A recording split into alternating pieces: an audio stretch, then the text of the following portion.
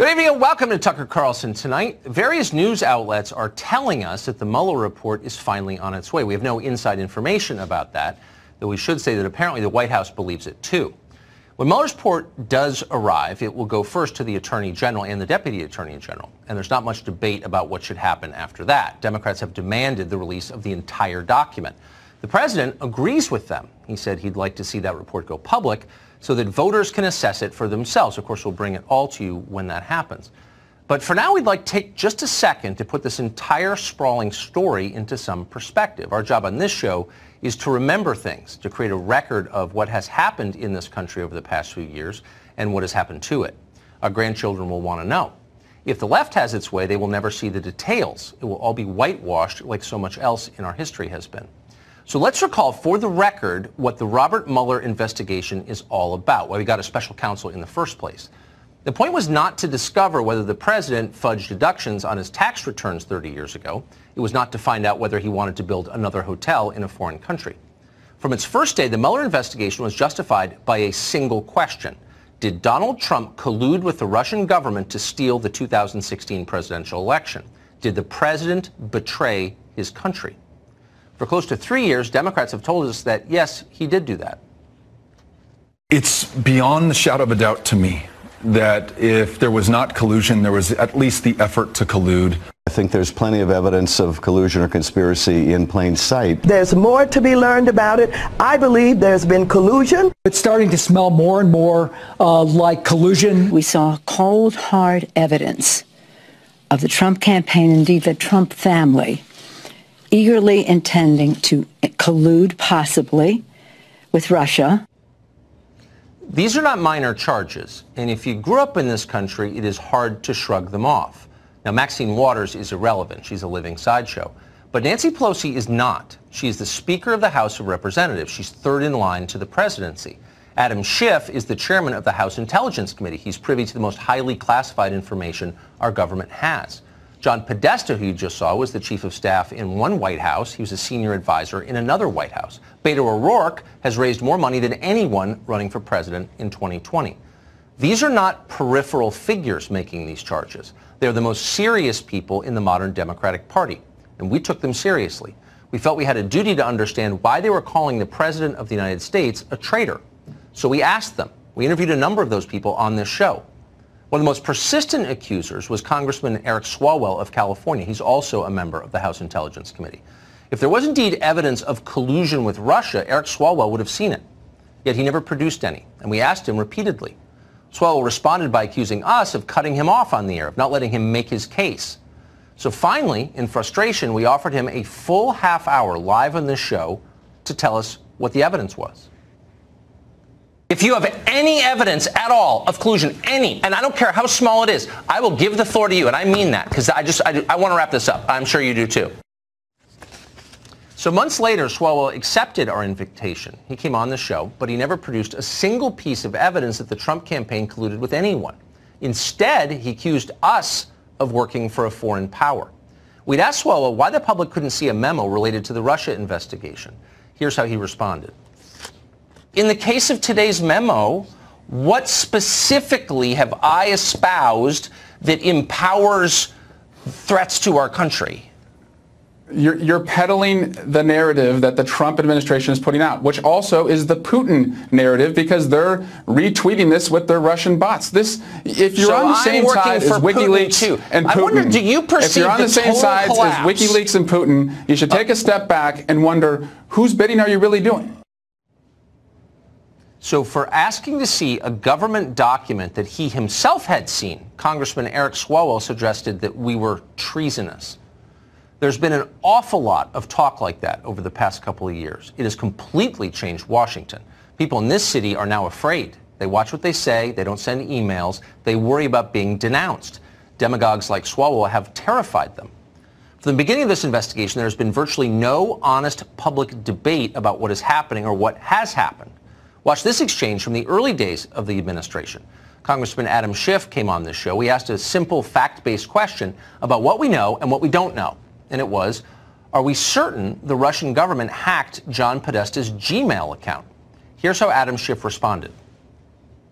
Can you look right into the camera and say, I know for a fact the government of Vladimir Putin was behind the hacks of John Podesta's email? Absolutely. The government of Vladimir Putin was behind the hacks of our institution and the dumping of information. Of John Podesta's email. Not only in the United States, email. But also in Europe. Okay, you're not, you know what, you're dodging. And Tucker, no, look and say, I know they did. John Podesta's emails, they hacked those. And I think that Ronald Reagan will be rolling over his grave at your carrying water for the Kremlin. I'm not carrying water for the... You're a sitting member of Congress on the Intel Committee, and you can't say they hacked...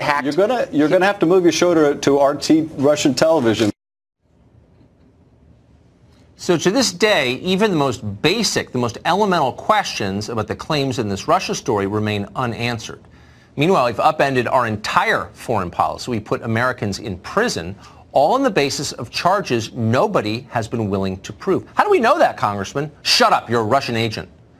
The conspiracy hawks seem totally impervious to shame or reason. You couldn't debate them because they wouldn't engage. They just threw slurs. They felt no need to demonstrate that any of it was true.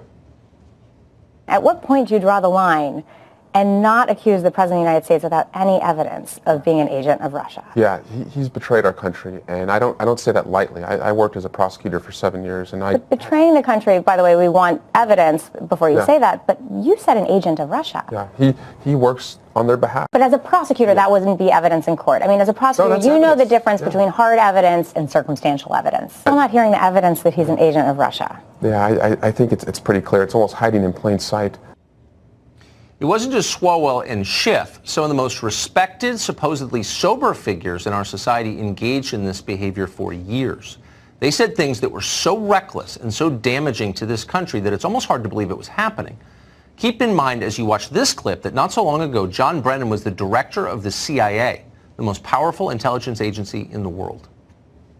McClatchy's reporting right now that Special Counsel Robert Mueller has evidence that Trump's personal lawyer and fixer, Michael Cohen, secretly made a late summer trip to Prague during the 2016 presidential campaign. According to two sources familiar with the matter, confirmation of the trip would affirm part of the Steele dossier. Reports that Mr. Cohen was in Prague, despite his denials, repeated denials. There is more and more indications that there is something here that is far, far from being anything near a witch hunt. Michael Cohen was in Prague meeting with his Russian handlers. That's what Brennan just told us on cable television. Now, you'd think if anyone would know that fact, it would be the director of the CIA. The CIA knows all. Except perhaps on this one question, Michael Cohen himself might know more. Cohen was asked directly about it when he testified before Congress. Cohen had no reason to protect Donald Trump. He had many reasons to hurt him. Here's what Cohen said. You have been to Prague?